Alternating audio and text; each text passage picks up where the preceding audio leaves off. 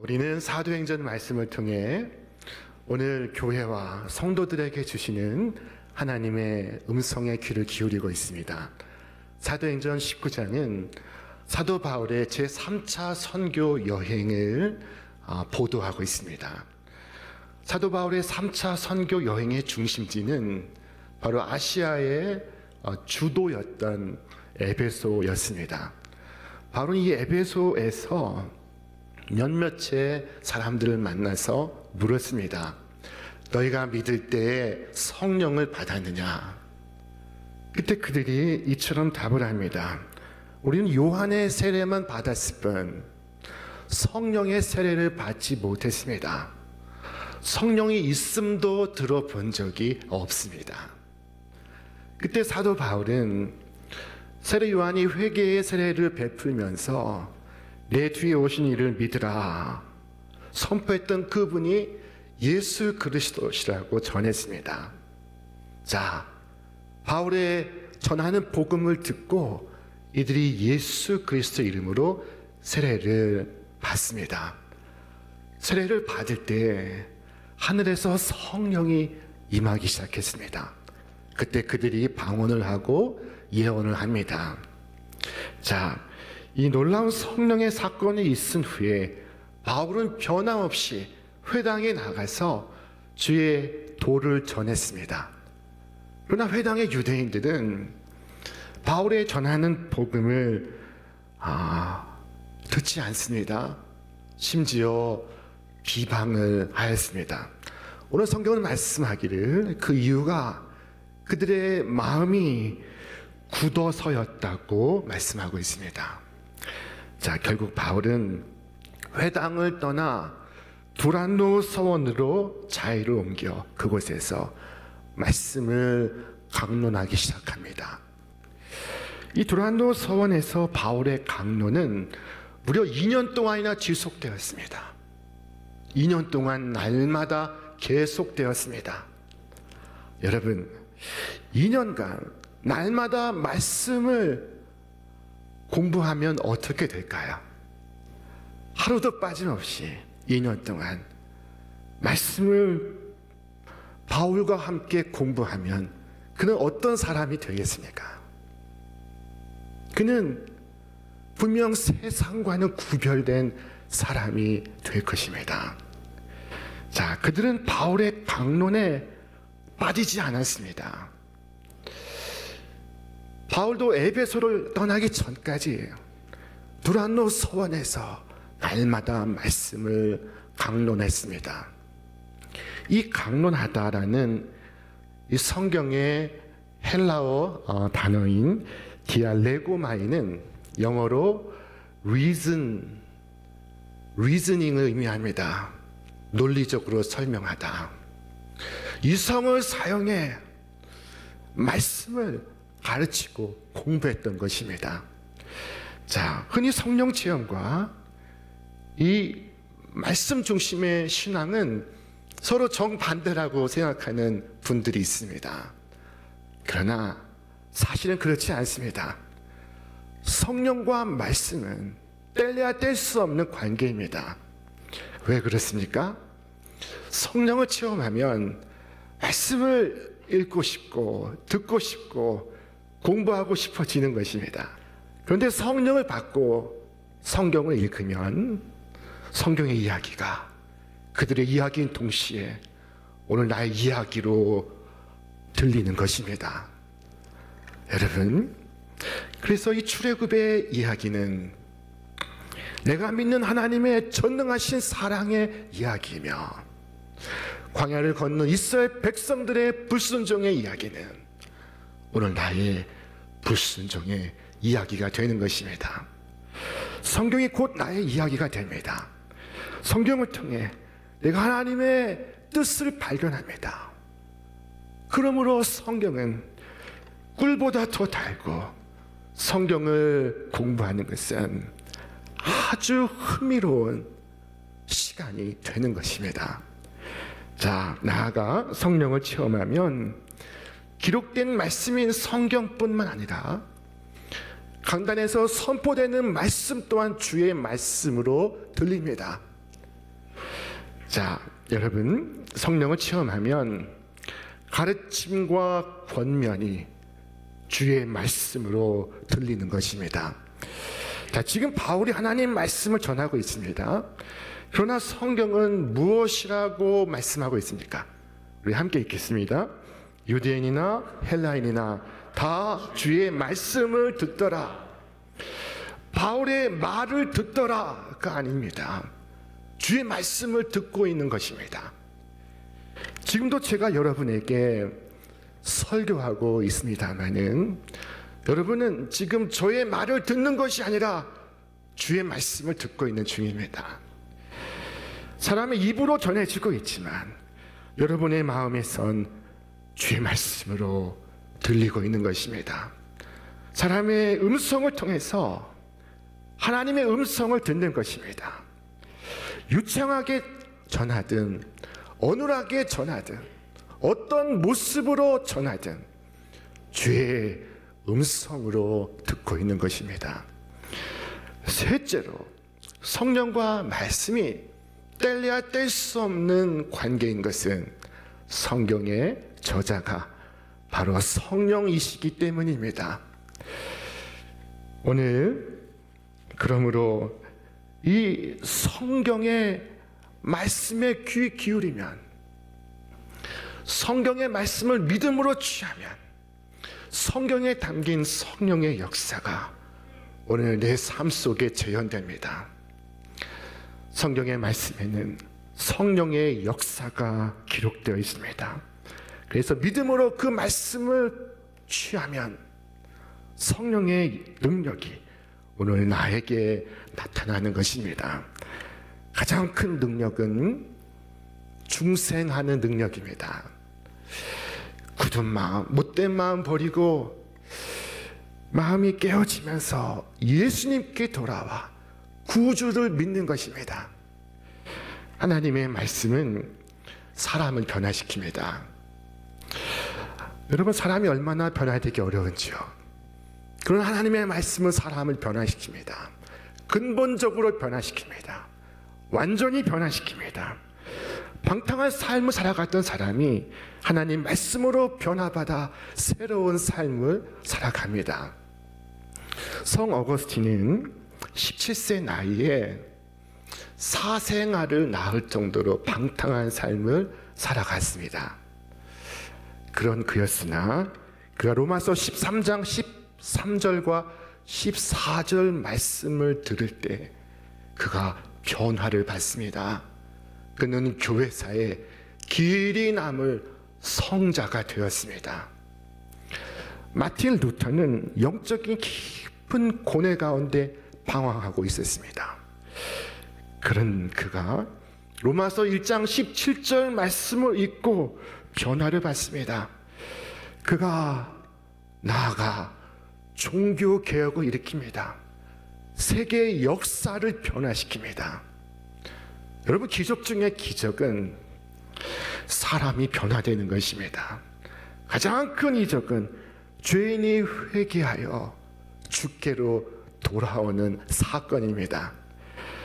자, 그리고 이 구원받는 기적과 함께 부수적 기적들이 나타나기도 합니다. 병을 고침받고 귀신이 쫓겨나기도 합니다. 오늘 하나님께서 바울의 손을 통하여 놀라운 일을 행하시는데, 사람들이 바울의 몸에서 그의 앞치마나 손수건을 가져다가 병든 자에게 얹으면 병을 낫고 치유받는 일들이 일어나기 시작했습니다. 자, 얼마나 놀라운 이야기입니까? 바울이 직접 손으로 안수한 것이 아닙니다. 바울이 그를 붙들고 기도한 것이 아닙니다. 바울의 앞치마와 손수건을 가져다가 얹어도 병이 낫고 있었습니다. 여러분, 여기서 중요한 것은 하나님께서 바울을 사용하고 있으시다 하는 것입니다. 우리 말씀 같이 읽겠습니다. 하나님이 바울의 손으로 놀라운 능력을 행하게 하시니. 자, 오늘 본문이 분명히 말씀하고 있습니다. 하나님이 바울의 손으로 능력을 행하게 하셨다. 하나님께서 바울을 통해 이적을 나타내시고 있으시다. 하나님의 능력이 나타나고 있는 것이지 바울의 능력이 아닙니다. 하나님께서 바울을 통하여 행하시는 것입니다. 여러분, 어떤 사람에게 능력이 있지 않습니다. 어떤 옷에 능력이 있지 않습니다. 주님께 능력이 있는 것입니다. 모든 능력의 근원은 주님이십니다. 모세에게 능력이 있지 않습니다. 모세의 지팡이에 능력이 있지 않습니다. 모든 능력의 원천은 하나님께 있는 것입니다. 자, 그러나 이 본질을 무시하고 이 기적의 현상만을 쫓아갈 때 어떤 사람들은 아주 어리석은 행동을 합니다. 그 중에 한 사례가 오늘 등장하고 있습니다. 자, 제사장 스게와의 7 아들들이 있었습니다. 이 아들들이 악기 들린 자에게 어떻게 하는지 한번 보시겠습니까? 내가 바울이 전파하는 예수를 의지하여 너희에게 명하노라. 이전 번역은 이렇게 기록했습니다. 내가 바울의 전파하는 예수를 빙자하여 너희에게 명하노라. 자, 그들이 바울을 흉내내고 있습니다. 그들도 바울처럼 기적을 행할 수 있을까요? 아니요, 그럴 수 없습니다. 자, 귀신이 나가지 않자 그들은 다양한 시도를 했습니다. 아마도 예수의 이름으로가 안 되니 나사렛 예수의 이름으로도 해보고, 아니면 골고다에서 십자가 지신 예수님의 이름으로 또 해보고, 아니면 나사렛 예수의 이름으로도 해보았을 것입니다. 자, 그러나 도무지 나가지 않았습니다. 오히려 귀신이 나가기는커녕 이와 같이 말하는 것이 아니겠습니까? 내가 예수도 알고 바울도 알거늘 너희는 누구냐? 자, 그리고 이 악귀 들린 사람이 그들에게 달려들자 그들이 큰 상처를 입고 옷이 벗겨진 채 황급결에 도망을 쳤다고 성경은 말씀하고 있습니다. 마귀가 정확히 한마디를 했습니다. 예수도 알고 바울도 아는데 너는 누구냐? 결국 자기는 마귀요, 자기는 구원받지 못하지만 간접적으로 저가 그리스도를 증거하고 있습니다. 여러분, 진리가 임하면 거짓이 숨지를 못합니다. 자, 에베소에서 사도 바울이 진리이신 주의 말씀을 강론할 때 에베소를 억누르고 있던 거짓의 영들이 정체가 탄로나기 시작했습니다. 악귀도 진리의 말씀 앞에서 장난을 치지 못하고 오히려 진실을 폭로하고 있습니다. 오직 주의 능력만이 이 어두운 세력을 물리칠 수 있음을 믿으시기를 바랍니다. 말씀의 능력만이 귀신을 물리칠 수 있습니다. 이제 이 스게와의 아들들의 이야기가 에베소에 퍼져가기 시작했습니다. 에베소의 온 유대인과 헬라인들이 그 이야기를 듣고 깜짝 놀라게 되었습니다.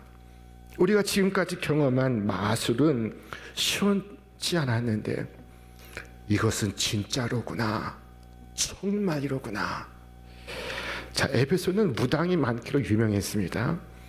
온갖 주술들이 성행했습니다. 당시에 마술사들의 비방을 적은 책들이 있었습니다.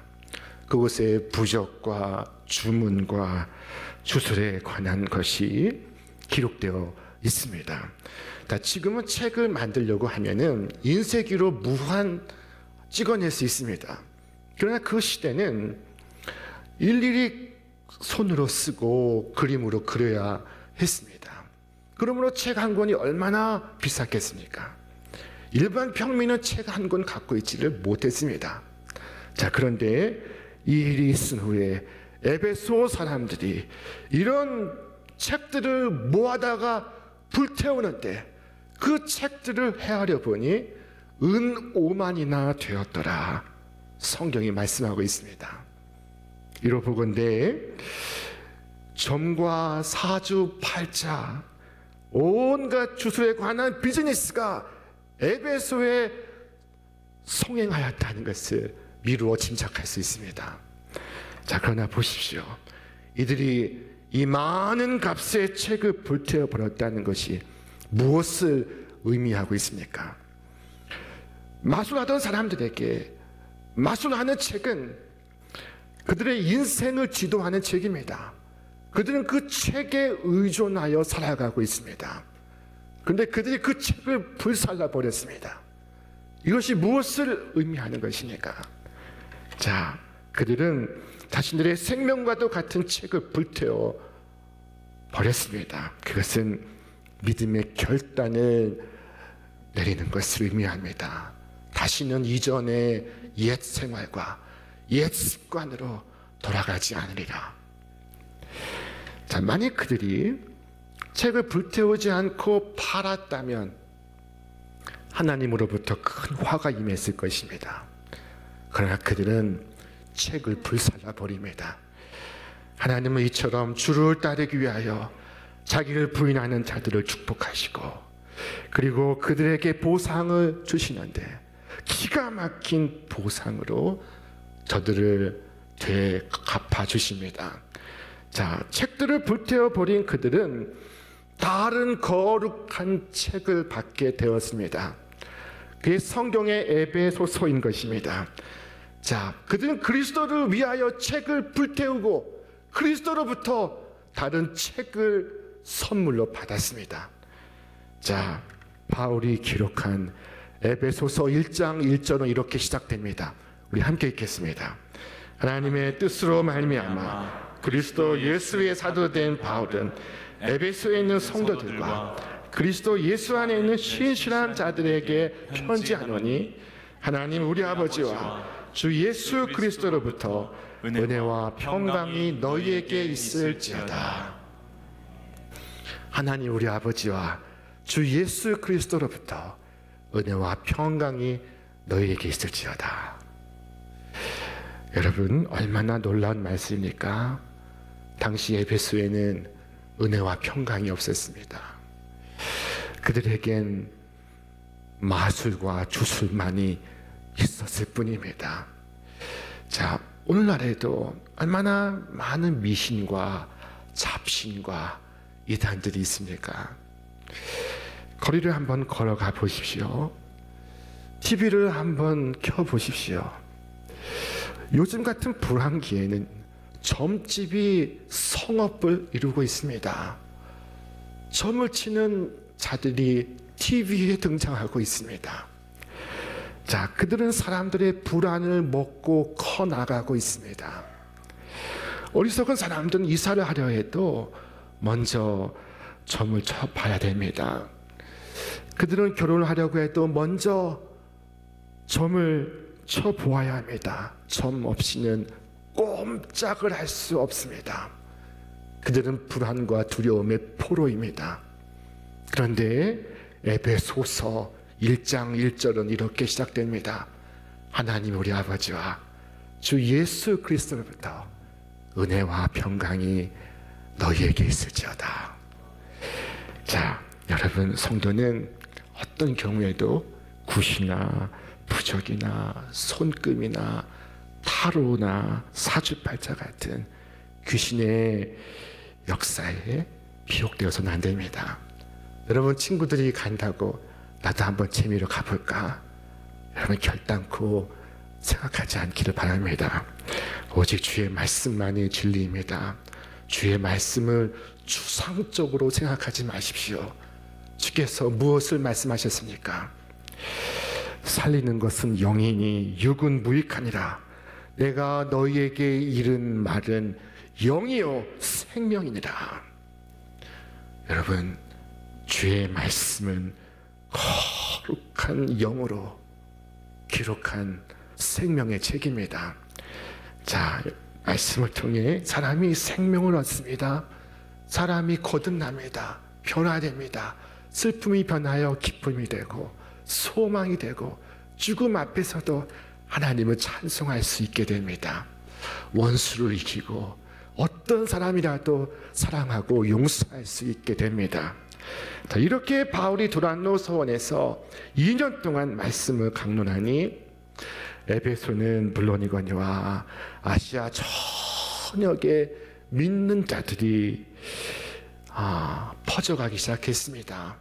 자, 이에 대해서 성경은 이와 같이 말씀하고 있습니다. 우리 함께 읽겠습니다. 이와 같이 주의 말씀이 힘이 있어 흥왕하여 세력을 얻느니라. 여러분, 하나님 말씀이 흥왕할 때 죄인이 죄를 버리고 주께로 돌아옵니다. 하나님 말씀이 흥왕할 때 사람들이 불의한 소득을 포기하고 도박꾼들이 카드를 던져버립니다. 지금도 이런 일이 일어나는 줄로 믿습니다. 왜냐하면 복음은 어제나 오늘이나 동일하기 때문입니다. 그리고 인류의 상태도 변화없기 때문입니다. 정복돼야 할 죄 역시 여전히 같기 때문입니다.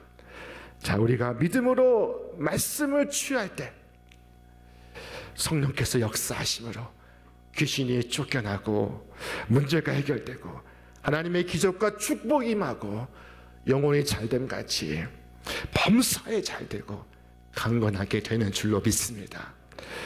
여러분, 두란노 서원의 성도들처럼 날마다 하나님의 말씀을 읽고 듣고 묵상하기를 바랍니다. 우리가 성경을 이렇게 공부하는 것은 지식을 쌓기 위해서가 아니라 실천하기 위해서입니다. 다른 말로 하면 순종하기 위해서입니다. 여러분, 하나님 말씀을 순종할 때는 이렇게 하면 내게 해로울까 유익이 될까, 내 이치와 사리에 맞을까 안 맞을까, 이것이 될까 안 될까를 묻지 마시기를 바랍니다. 베드로는 전문적인 어부로서 자신의 방법과 기술을 내세우지 않고 주의 말씀에 순종했습니다. 베드로와 그 동무들은 밤새도록 그물을 던지고 또 던지고 있었지만 물고기를 낚지 못했습니다. 동이 틀 때까지 그물을 던지고 있었지만 그러나 헛수고였습니다. 그러나 베드로는 주님께 말했습니다. 밤이 맞도록 수고를 하였어도 얻은 것이 없지만은 내가 말씀에 의지하여 그물을 내리리이다. 자, 베드로는 알았을까요? 그가 지금 우주를 창조한 전능하신 하나님의 그 말씀에 의지하고 있다는 것을, 하늘의 천사들이 주의 말씀에 의지하고 있다는 것을, 하나님 말씀을 청종하며 그 명령을 수행하고 있다는 것을, 주의 말씀에 의지하여 온 우주의 시간과 공간이 존재하게 되었고 하늘과 땅과 바다의 생물들이 태어나게 되었습니다. 온 세계가 그 말씀에 순종하고 있습니다. 여러분, 성경의 모든 믿음의 사람들은 주의 말씀에 의지하여 행동하고 주의 말씀의 빛의 인도를 받았습니다. 주의 말씀을 따라 삶의 방향을 결정했습니다. 여러분, 오늘 주의 말씀이 이와 같이 여러분 삶을 이끄는 법칙이 되기를 바랍니다. 여러분 삶의 가장 귀한 금과 옥조가 되기를 바랍니다. 여러분, 이 아침에 두란노 서원의 생도들처럼 날마다 하나님 말씀에 붙어 있겠다고 결단하지 않으시겠습니까? 사무실에서나 차 안에서나 거리에서나 시장에서나 말씀을 내려놓지 않고 말씀을 나의 가슴에 새기시길 바랍니다. 우리 말씀 같이 읽겠습니다. 인자와 진리가 내게서 떠나지 말게 하고 그것을 내 목에 매며 내 마음판에 새기라.